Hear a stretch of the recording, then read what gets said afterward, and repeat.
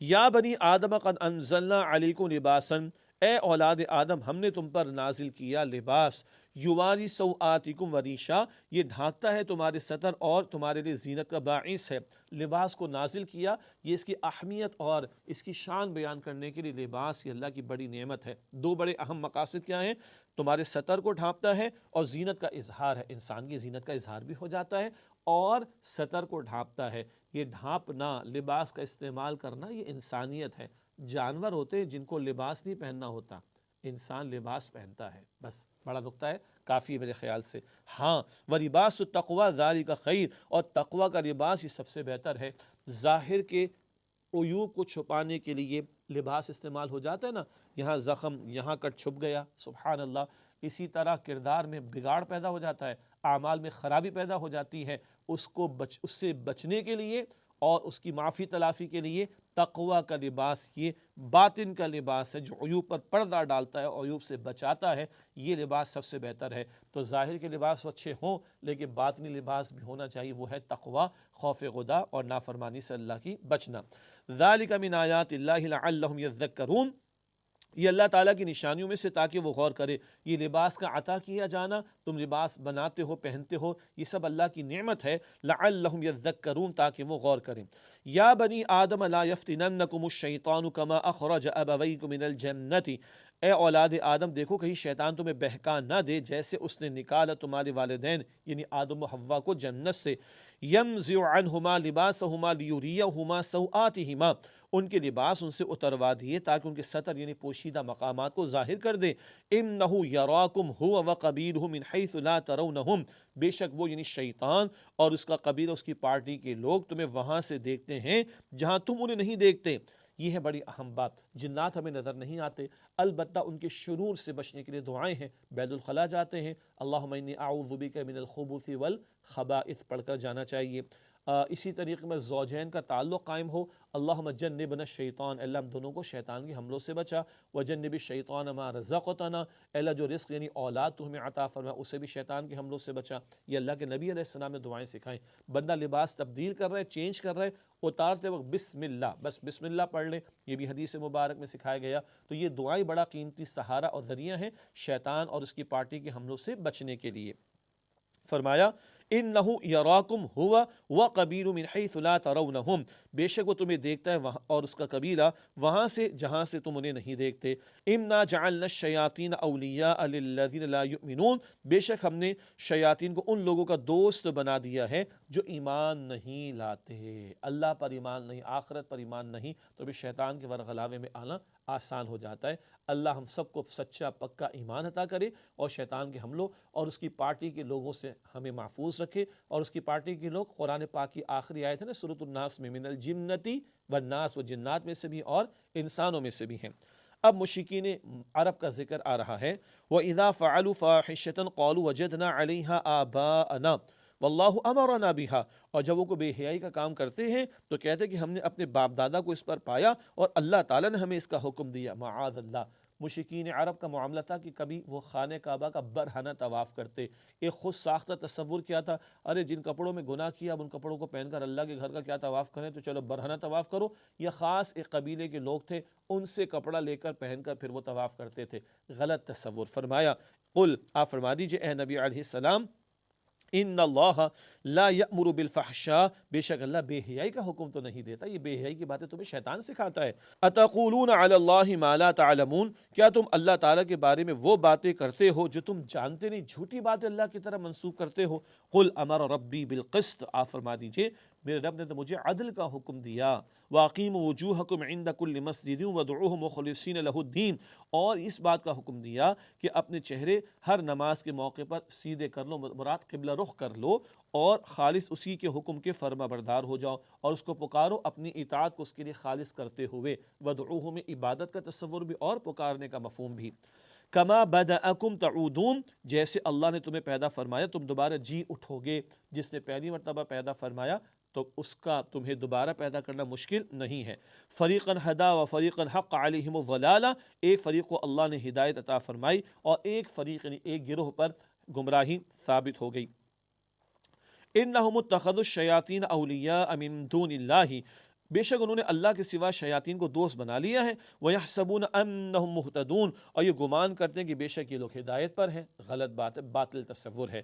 یا بنی آدم خذوا زینتکم عند کل مسجد وکلوا واشربوا ولا تسرفوا، اے اولاد آدم اپنی زینت ہر نماز کے موقع پر اختیار کر لو اور کھاؤ اور پیو اور اسراف نہ کرو، انہ لا يحب المسرفین، بے شک اللہ اسراف کرنے والوں کو پسند نہیں فرماتا۔ ہر نماز کے موقع پر زینت اختیار کرنا مراد نماز کے آداب ہیں، پروٹوکولز ہیں۔ وضو تو کرنا ہے، باوضو ہو، صاف ستھرا کپڑا ہو، مہنگا نیا برانڈڈ ہونا شرط نہیں، صاف ستھرا ہونا۔ البتہ ایسا لباس تو پہنو کہ جس کو پہن کر بندوں کے سامنے جا سکتے ہو۔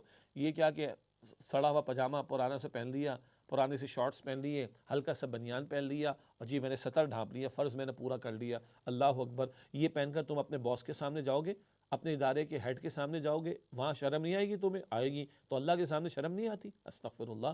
کم از کم اتنا لباس تو، ایسا لباس تو ہو کہ دوسروں کے سامنے، بندوں کے سامنے جا کے بندہ کھڑا ہو سکتا ہو، یہ کم از کم ہے۔ باقی صاف ستھرا اچھا لباس ہونا چاہیے۔ اور فرمایا کہ کھاؤ اور پیو اور اسراف نہ کرو، یعنی حد سے آگے نہ بڑھو۔ ضرورت ہے پوری کر لو، ضرورت پر ضرورت سے زیادہ خرچ کرنا یہ بھی اچھی بات نہیں ہے، اللہ ایسے اسراف کرنے والوں کو پسند نہیں کرتا۔ قل من حرم زینت اللہ التی اخرج لعبادہ والطیبات من الرزق، اے نبی صلی اللہ علیہ وسلم فرمائیے کس نے حرام کی ہے اللہ تعالیٰ کی وہ زینت جو اس نے اپنے بندوں کے لیے پیدا کی ہے اور پاکیزہ رزق۔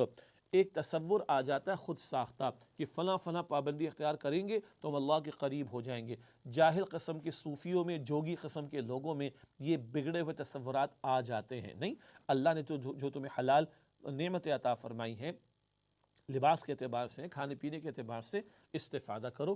یہ خود ساختہ تصور، روحانیت کے تصور اور خود ساختہ روحانی ترقیات کے تصور اور انکریمنٹ کے تصور اور ترقی کے تصور، یہ اللہ کے ہاں مقبول نہیں ہے، غلط بات ہے۔ اللہ نے جو نعمت عطا فرمائی استفادہ کرو، ضائع نہیں کرنا چاہیے۔ آگے فرمایا قل ہی للذین آمنوا فی الحیات الدنیا، آپ فرما دیجئے اے نبی علیہ السلام یہ دنیا کی زندگی میں ان لوگوں کے لیے ہے کہ جو ایمان لائے، خالصۃ یوم القیامہ، خاص طور پر تو قیامت کے دن انہی کا حصہ ہوں گی۔ آج دنیا میں اللہ کافروں کو بھی دے رہا ہے، مسلمانوں کو بھی دے رہا ہے، سب کو دے رہا ہے، اللہ رب العالمین ہے، اور دنیا امتحان کا موقع۔ قیامت کا دن ہوگا، صرف فرما برداروں کو جنت اور اس کی نعمتیں ملیں گی، نافرمانوں کو نہیں۔ تو آج بھی اصلاً ایمان والوں کی ان کے طفیل کافروں کو مل رہی، کل تو قیامت کے دن ہوں گی نعمتیں فقط ایمان والوں کے لیے۔ کذالک نفصل الآیات لقوم یعلمون، اسی طرح آیات کو کھول کھول کر بیان کرتے ہیں ان لوگوں کے لیے جو علم رکھتے ہیں، یا علم رکھنا چاہتے ہیں، علم حاصل کرنا چاہتے ہیں۔ دونوں ترجمے ممکن ہیں۔ قل انما حرم ربی الفواحش ما ظہر منها وما بطن، آپ فرما دیجئے اے نبی علیہ السلام میرے رب نے تو حرام فرمایا بے حیائی کی باتوں کو، ان میں سے وہ کہ جو ظاہری ہیں اور جو پوشیدہ ہیں، والاثم والبغی بغیر الحق، اور گناہ و سرکشی کو جو ناحق ہو، وَأَن تُشْرِكُوا بِاللَّهِ، اور یہ کہ تم اللہ کے ساتھ شریک ٹھہراؤ، مَا لَمْ يُنَزِّلْ بِهِ سُلْطَانًا، جس کی اللہ تعالیٰ نے کوئی دلیل نازل نہیں فرمائی، وَأَن تَقُولُوا عَلَى اللَّهِ مَا لَا تَعْلَمُونَ، اور یہ کہ تم اللہ کے بارے میں ایسی باتیں کرو جو تم نہیں جانتے۔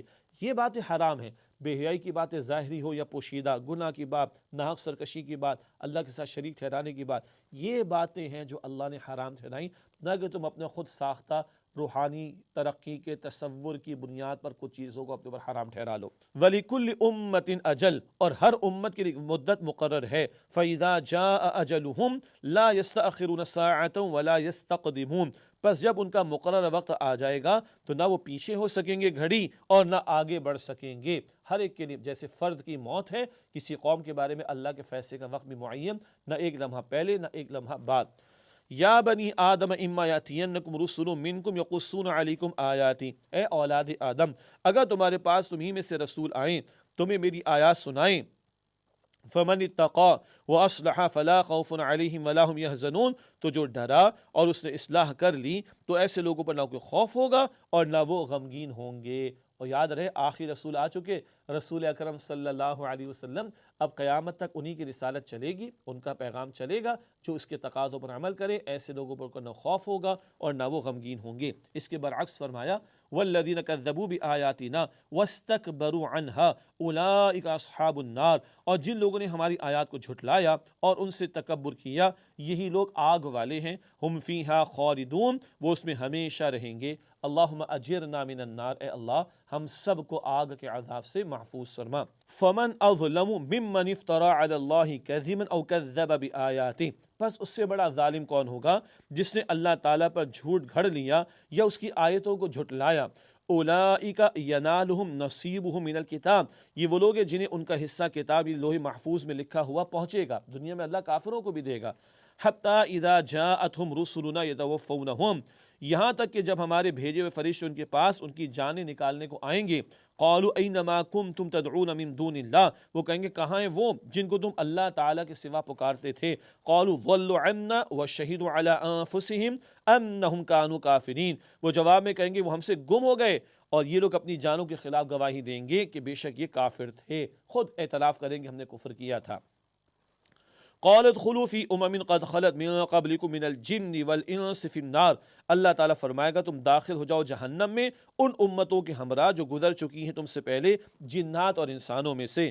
کلما دخلت امت لعنت اختہا، جب کوئی امت داخل ہوگی تو وہ اپنی ساتھی یعنی پچھلی امت پر لعنت کرے گی، جہنمی ایک دوسرے پر لعن طعن کریں گے اور ایک دوسرے پر بلیم یعنی الزام لگائیں گے۔ حتیٰ اذا ادارکوا فیہا جمیعا، یہاں تک کہ جب سب اس میں داخل ہو جائیں گے، قالت اخراہم لأولاہم، تو ان کے بعد والے پچھلوں کے بارے میں کہیں گے ربنا ہؤلاء اضلونا فآتہم عذابا ضعفا من النار، اے ہمارے رب یہ ہیں جنہوں نے ہم کو گمراہ کر ڈالا بس انہیں آگ سے دگنا عذاب دے، بعد والے پچھلوں پر بلیم ڈالیں گے اللہ انہوں نے گمراہ کر ڈالا ان کو دوہرا عذاب دے۔ قال لکل ضعف، اللہ تعالیٰ فرمائے گا ہر ایک کے لیے دگنا عذاب ہوگا، دوہرا عذاب ہوگا، ولکن لا تعلمون، لیکن تم جانتے نہیں۔ وقالت اولاہم لاخراہم، اور ان کے پچھلے بعد والوں سے کہیں گے فما کان لکم علینا من فضل، کہ تمہیں ہم پر کوئی بڑائی حاصل نہیں تھی، فذوقوا العذاب بما کنتم تکسبون، لہذا چکھو عذاب اس کے بدلے جو تم کیا کرتے تھے۔ یہ لعن طعن ہوگی قیامت کے دن جہنم میں، اور قرآن پاک میں بڑے اور چھوٹوں کا ذکر آتا ہے، وہ بھی ہم پڑھیں گے بعد میں انشاءاللہ، اسی کی طرف بھی اشارہ۔ بعد والے کہیں گے تم نے مروا ڈالا، کہیں گے اللہ ان کو دوہرا عذاب دے، تو پہلے والے کہیں گے تم اندھے تھے، تم نے پچھلوں کے انجام سے عبرت کیوں نہیں پکڑی، ایک جرم، اور پیغمبر تمہارے پاس بھی ہے تم نے حق قبول نہیں کیا، دوسرا جرم، اور پہلے والوں کے دو جرم کیا ہیں، خود بھی گمراہ ہوئے، دوسروں کی بھی گمراہی کا باعث بنے، تو ہر ایک کے لیے دوہرا عذاب ہوگا۔ سوچ سمجھ کر چلنا چاہیے، ہم کس کو فالو کر رہے ہیں، کس کو لیڈر بنا رہے ہیں، کس کو قائد بنا رہے ہیں، کس کو فالو کر رہے ہیں، کس کے پیچھے چل رہے ہیں۔ کل یہ انجام ہونے والا ہے مجرموں کا، جو بڑے بھی تھے اور چھوٹے بھی تھے، لیڈرز بھی تھے، فالوورز بھی تھے، ایک دوسرے پر لعن طعن کریں گے مگر رہیں گے کہاں، جہنم کی آگ میں۔ اللہ تعالیٰ اس سے ہم سب کی حفاظت فرمائے۔